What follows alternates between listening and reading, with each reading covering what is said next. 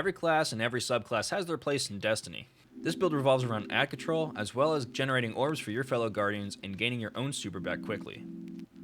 This is the ultimate Void Hunter build for all-around power and endgame content. To kick this build off, first of course, you're going to want to be on the Void subclass.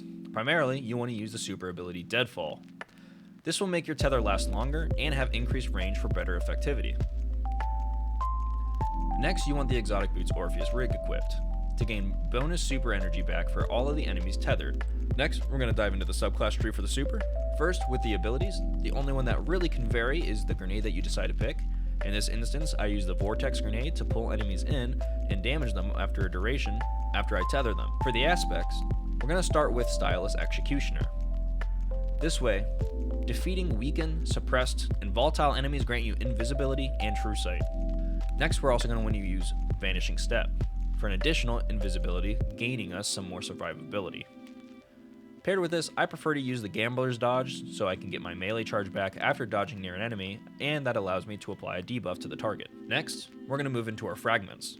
First, with Echo of Obscurity, allowing our finishers to also grant us invisibility. Echo of Cessation, I don't know if I pronounced that right, giving our finishers a burst of void damage, causing other nearby enemies to become volatile. Echo of Reprisal, allowing final blows while surrounded by combatants to grant additional super energy, which goes back with our Orpheus rig. And lastly, Echo of Persistence, giving increased duration for void buffs. The weapon pair I prefer to use is Wither Horde, a good roll Recluse, and a really good roll for Edge Transit as well.